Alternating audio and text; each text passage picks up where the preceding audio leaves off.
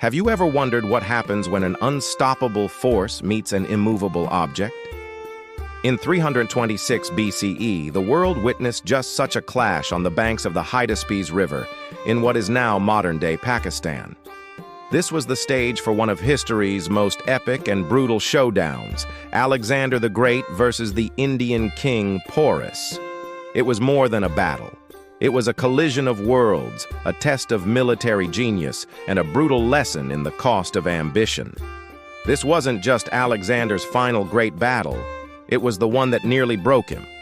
By 326 BCE, Alexander of Macedon was already a legend. He had crushed the mighty Persian Empire, conquered lands from Greece to Egypt, and pushed his army to the very edge of the known world. His gaze was now fixed on the riches of India. His army, a seasoned force of Macedonians and Greeks, was arguably the most effective fighting machine on the planet.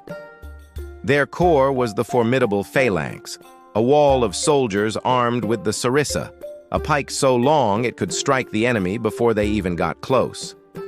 Backing them up were the elite companion cavalry, Alexander's personal hammer, and a host of archers, slingers, and other specialized troops. After years of constant victory, they believed they were invincible, and their leader, Alexander, was practically a god. But India was a different world, and it had a formidable guardian. Waiting for Alexander across the roaring Hydaspes River was Raja Purushottama, known to the Greeks as Porus, the king of the Pauravas. Porus was a giant of a man, reportedly over 7 feet tall, and his courage was as immense as his stature. He wasn't some minor chieftain, he was a powerful ruler with a powerful army. While Alexander had faced scythed chariots and diverse infantry before, he had never faced the core of Porus's army, a terrifying wall of 200 war elephants.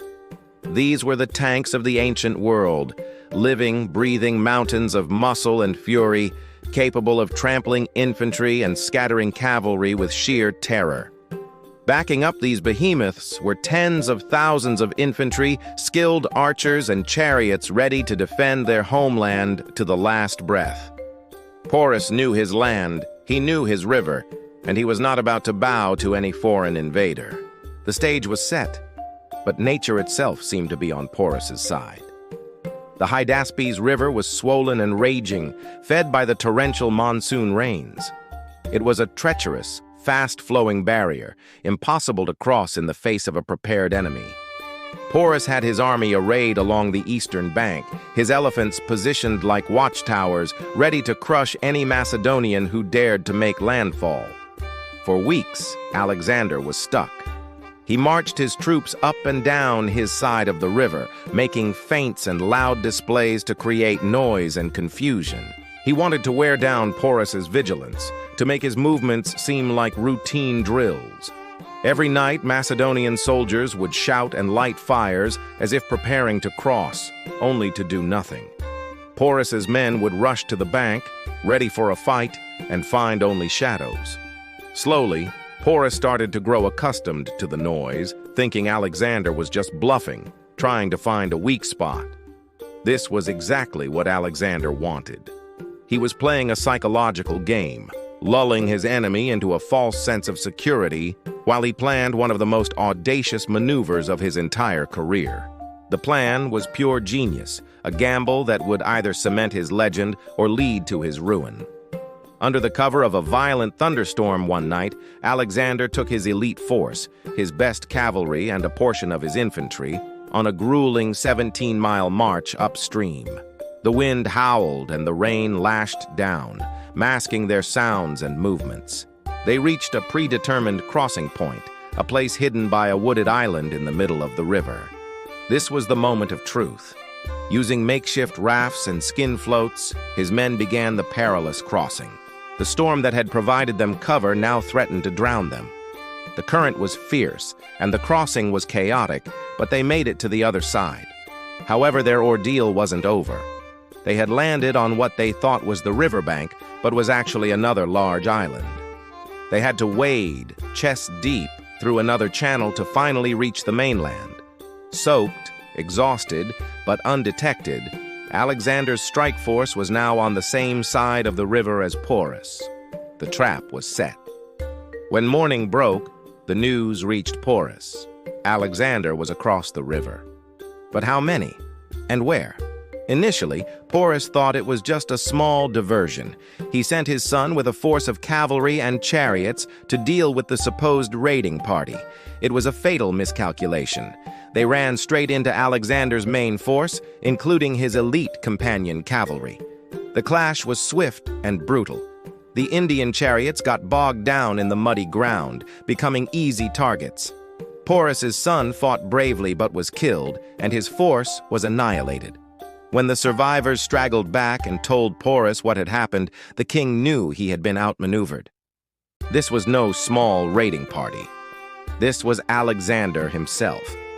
Porus had to make a choice: face Alexander with part of his army, or leave the riverbank unguarded for the rest of the Macedonians to cross. He chose to face the immediate threat. Leaving a small detachment to watch the original crossing point, Porus turned his main army, elephants and all, to confront Alexander head-on. The two greatest commanders of their time were about to meet in open battle. The sight that greeted Alexander's men was terrifying. A long line of Indian infantry, and in front of them, spaced like towers in a fortress wall, stood the war elephants. Between the elephants were more infantry, ready to stab at anyone who got past the giant beasts. On the flanks were the Indian cavalry and chariots. It was a formidable and terrifying defensive formation. Alexander knew a direct frontal assault would be suicide. His horses would panic at the sight and smell of the elephants, and his phalanx would be trampled. He had to be clever. His strategy was a masterpiece of combined arms tactics. First, he sent his horse archers to shower the Indian left flank with arrows, causing confusion and disorder. Then, he led his own companion cavalry in a charge, not at the elephants, but at the Indian cavalry on the flank. Porus responded by shifting his cavalry from the right to reinforce his left. This was another part of Alexander's plan. As the Indian cavalry bunched up, another of Alexander's cavalry commanders, Coenus, swung his squadron around the back of the Indian line, slamming into their rear. The Indian cavalry was now trapped, attacked from the front and the back, and was systematically destroyed. With Porus's flanks collapsing, Alexander ordered his infantry, the Macedonian Phalanx, to advance. But this wasn't a simple charge. The Phalanx moved forward in a disciplined, flexible line, creating gaps and channels. Their job was to herd the elephants, not fight them head-on. The Macedonians attacked the elephant drivers with javelins and arrows and stabbed at the animals' legs and trunks. Wounded and panicked, with their mahouts often killed, the elephants became an uncontrollable force of destruction. They rampaged through the battlefield, trampling soldiers on both sides, friend and foe alike. They crashed back into their own infantry lines, creating chaos and breaking Porus's formation completely. The disciplined Macedonian phalanx exploited these gaps, surrounding pockets of Indian soldiers and cutting them down. The battle devolved into a brutal, bloody slaughter. Through it all, King Porus fought like a lion. From atop his lead elephant, he was a beacon of defiance, hurling javelins and directing his men even as his army crumbled around him. He refused to flee, fighting on until he was wounded and his forces were utterly broken. He was one of the last men left standing. Alexander, who had witnessed Porus's incredible courage, was deeply impressed. He sent messengers to ask for Porus's surrender, but the proud king refused to speak to anyone less than Alexander himself. Finally, Alexander rode out to meet him. He asked the wounded giant how he wished to be treated. Porus's reply has echoed through history: "Treat me, Alexander, as a king." Alexander was so moved by his adversary's dignity and valor that he did more than that. He not only let Porus keep his kingdom, but also gave him more territory. He had won the battle, but in Porus he had found an opponent who had earned his deepest respect, and he turned a defeated enemy into a loyal ally.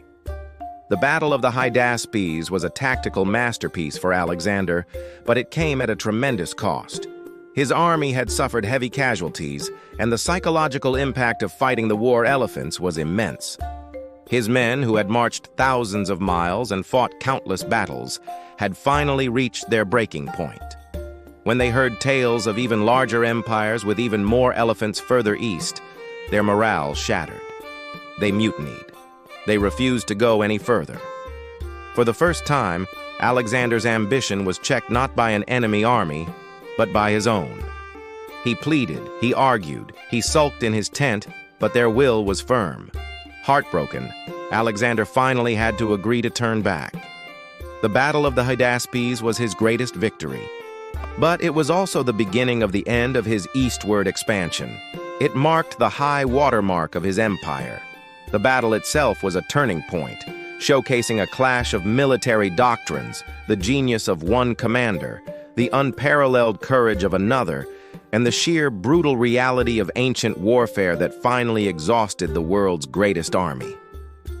Thank you so much for joining us on this journey back to one of history's most epic battles. If you found this story as fascinating as we did, please hit that like button and subscribe to our channel for more deep dives into the past. Don't forget to ring the notification bell so you never miss an episode. We'd love to hear your thoughts in the comments below. Who is your favorite military commander from the ancient world? Until next time, stay curious.